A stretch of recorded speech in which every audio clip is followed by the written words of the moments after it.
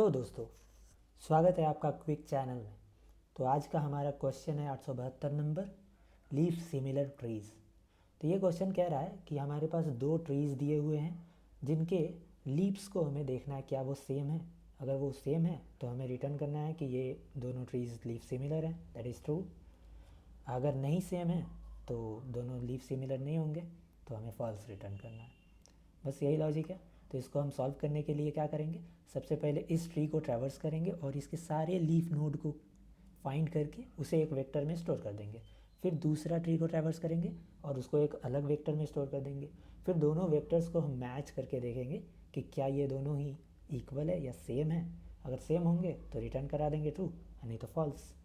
तो ये simple logic है इस क्वेश्चन को सॉल्व करने के लिए। तो चलिए सबसे पहले हम एक फंक्शन बनाते हैं for traversing these trees. Traverse नाम का ही बना लेते हैं, ठीक है।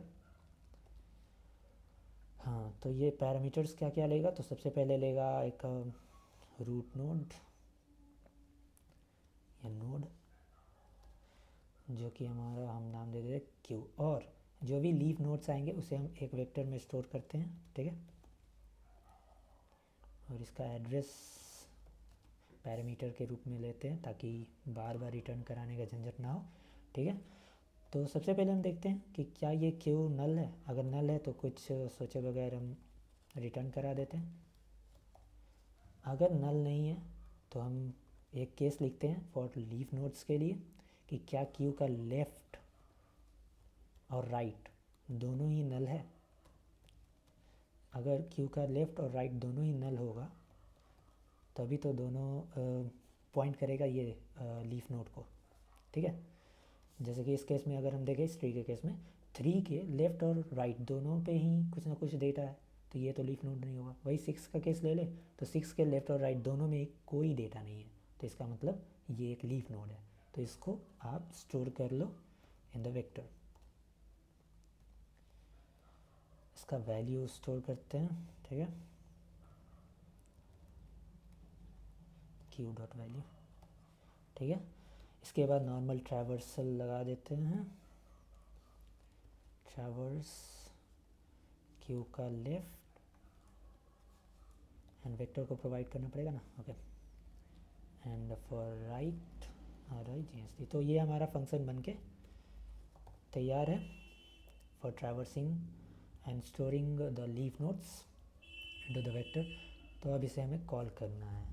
तो सबसे पहले हम ट्रैवर्स को कॉल करते हैं एक बार और इसमें पैरामीटर्स डाल देते हैं √1 और एक वेक्टर बनाना पड़ेगा ना, ठीक है। तो एक वेक्टर बना लेते हैं जिसका नाम हम रख देते हैं v1। एक दूसरा वेक्टर बना लेते हैं जिसका नाम हम रख देते हैं v2 दूसरे ट्री के लिए, ठीक है। इसमें v1 और इसमें v2। तो ये दोनों ही v1 और v2 हमारे पास लीफ नोड्स को स्टोर करने वाले वेक्टर्स हैं दोनों ट्रीज़ के। तो इन्हें हम देख लेते क्या v1 इक्वल है v2 के। अगर इक्वल हुआ तो हम ट्री को रिटर्न करा देते normal, that is the trees are similar, otherwise return false. Okay, let's see what happens, ठीक है। सबमिट करने पे क्या होता है, okay. So that's it, see you again next time.